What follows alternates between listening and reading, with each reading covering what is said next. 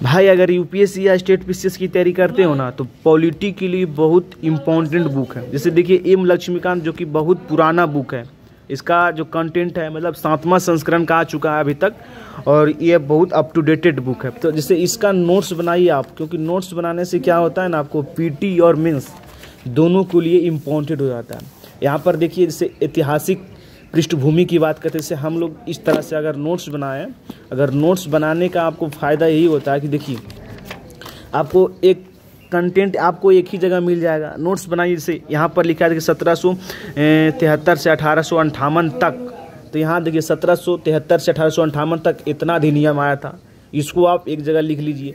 फिर 1773 व्याख्या कर दीजिए, 1773 का रेगुलेटिंग एक्ट को व्याख्या कर दीजिए। इस तरह से अगर आप नोट्स बनाते हो ना तो वाकई में आपको बहुत बेनिफिट होने वाला है। पीटी और मेंस के लिए दोनों ही आपको महत्वपूर्ण है। जैसे यहाँ पर देखिए यहाँ 1781 का अधिनियम होगा, है ना, 1700 रेगुलेट एक्ट को मतलब कमियों को दूर करने के लिए आया था। 1786 का अधिनियम हो जाएगा यहाँ पर, है ना, 1793 का हो जाएगा। फिर तो इस तरह से अगर आप यहाँ पर डायग्राम के अनुसार अगर बनाते हो ना, देखिए इस तरह से अगर डायग्राम के अनुसार बनाते हो तो बहुत आपको मेंस में और प्रीलिम्स में आपको बहुत इम्पोर्टेंट हो जाएगा।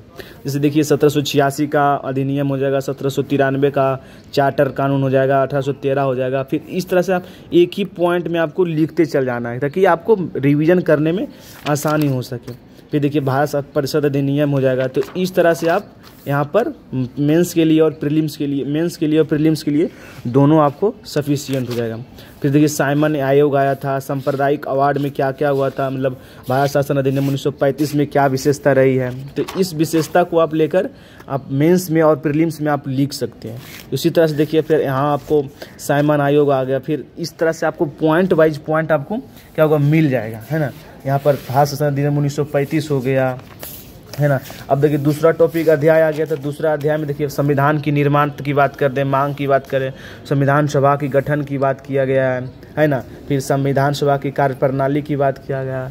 तो इस तरह से आप यहाँ पर देखिए लिख सकते हैं, संविधान सभा की मांग हो गया, संविधान सभा की गठन हो गया, संविधान सभा की कार्यप्रणाली हो गया। तो आप इस तरह से आप बना सकते हैं नोट्स बनाने का ये फायदा है कि आपको कम समय में ज़्यादा से ज़्यादा आपको रिवीजन हो सके।